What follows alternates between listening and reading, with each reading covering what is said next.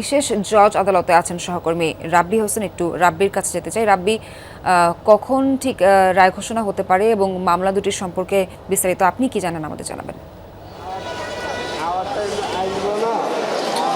সোহার আজকে বেলা 11টার দিকে মূলত আদালতে বসতে পারেন এবং রাজুকের প্লট দুর্নীতির পৃথক দুটি মামলায় সাবেক প্রধানমন্ত্রী শেখ হাসিনা এবং তার বোন শেখ রেহানার 3 সন্তান অর্থাৎ রদওয়ান মুজিব সিদ্দিক, আজমিনা সিদ্দিক এবং টিউলিপ সিদ্দিক সহ মোট 22 জনের বিরুদ্ধে এই রায়টি ঘোষণা করা হবে, যেখানে দুটি মামলা রয়েছে এবং দুটি মামলায় এখানে পৃথক পৃথক আসামি রয়েছে। গণপূর্তের সেখানে সাবেক প্রতিমন্ত্রী শরীফ আহমেদ রয়েছে, পাশাপাশি এখানে রাজুকের সাবেক কর্মকর্তারা, পাশাপাশি গণপূর্ত মন্ত্রণালয়ের সাবেক কর্মকর্তারা রয়েছেন। এই মামলাটিতে অভিযোগ আনা হয়েছে যে শেখ হাসিনা তার প্রধানমন্ত্রীর ক্ষমতার অপব্যবহার করে তিনি হলফনামায় নানা তথ্য লুকিয়ে জালিয়াতি করে তিনিও প্লট নিয়েছেন এবং পাশাপাশি তার বোনের পরিবারের যারা সদস্য রয়েছেন, ছেলে এবং কন্যা, তাদেরকেও প্লট বরাদ্দ নিয়ে দিয়েছেন শেখ হাসিনা। এই অভিযোগটি মূলত আনা হয়েছে এবং যেহেতু রাজুকের বিভিন্ন আইন রয়েছে যে কেউ যদি এই রাজুকের বিধিমালা অনুযায়ী সিটি কর্পোরেশন বা রাজুকের আওতাভুক্ত কোনো জায়গায় যদি প্লট বরাদ্দ পান, পরবর্তীতে তিনি নতুন করে আর কোনো আবেদন করতে পারবেন না।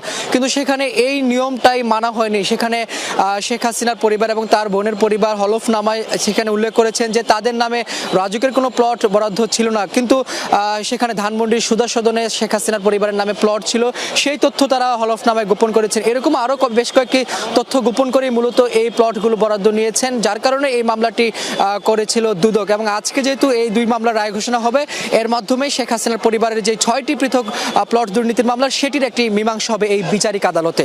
সোহার। রাব্বি, ধন্যবাদ আপনাকে।